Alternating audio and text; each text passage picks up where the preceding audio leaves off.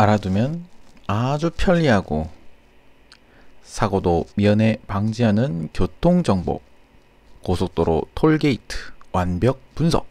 고속도로를 달리다가 출구에 나오다 보면 심한 정체로 인해 또는 헷갈려서 하이패스 차선을 가기 힘들거나 또는 끼어들기 막막할 때 어떻게 대처해야 되는지 알아보겠습니다. 무리하게 끼어들었다간 더 큰 사고를 유발하는 고속도로. 경우는 크게 두 가지로 시작합니다.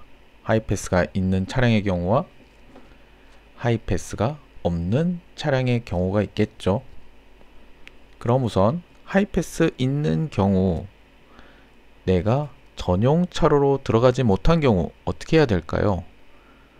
우선은 그냥 전용 차로가 아닌 표를 뽑는 곳을 갑니다. 그리고 열심히 달리셔서 나오실 때 하이패스 전용 차로로 나오시게 되면은 며칠 뒤 카톡이나 문자로 돈을 내라고 교통공단에서 연락이 친절하게 옵니다. 전용 차로가 아닌 계산원 곳으로 가게 되면 내 하이패스 카드를 꺼내서 건네주면 계산까지 해준다는 사실. 다음의 경우, 하이패스가 없는 차량의 경우, 다양한 이유로 끼어들기를 하지 못해서 당황하게 되는데 저도 모르게 흐르다 하이패스 없는 상황에서 전용 차로로 들어가는 경우 일단 들어갑니다.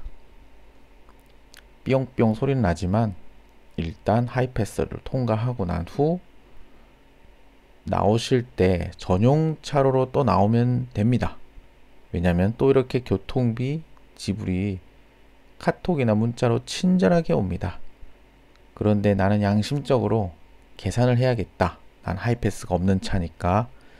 그러면 이렇게 계산하시는 분에게 하이패스가 없는데 들어왔다. 저는 어디서 들어왔는데 계산 좀 해달라면 확인 후 비용을 계산할 수 있다는 사실. 어정쩡하게 무리하게 끼어 들어갔다는 더 큰 사고가 날 수도 있습니다. 항상 조심조심. 결론, 하이패스가 있는 차량이 없는 곳을 갈 경우 표를 뽑고 나가실 때 전용 차로 나가도 되고 지불을 하셔도 됩니다. 어차피 연락이 오니까요. 다음, 하이패스 없는 차량이 하이패스 전용 차로를 간 경우 그냥 통과하고 하이패스 전용 차로로 나오셔도 됩니다. 또 연락이 오죠. 그런데 양심적으로 계산하고 싶다. 그럼 계산하시는 분에게 확인을 받고 비용을 내면 됩니다. 이렇게 톨게이트는 첨단 장비가 구비되어 있기 때문에 차량 인식을 하는 카메라가 있습니다. 그래서 어디서 들어오고 나왔는지를 알 수 있다는 거죠. 도움이 되셨다면 댓글 알죠? 특히 구독과 좋아요는 우리 아빠에게 큰 힘이 됩니다. 그럼 짜라란! 근데 빼먹은 한 가지. 하이패스가 없는 차량인데 계산하는 곳을 그냥 지나치면 어떻게 될까? 그분은 계산하시는 분이 차량을 확인하고 전화로 바로 연락이 온다는 사실. 톨게이트 비용은 아무나 외상 처리를 할 수 없다는 겁니다.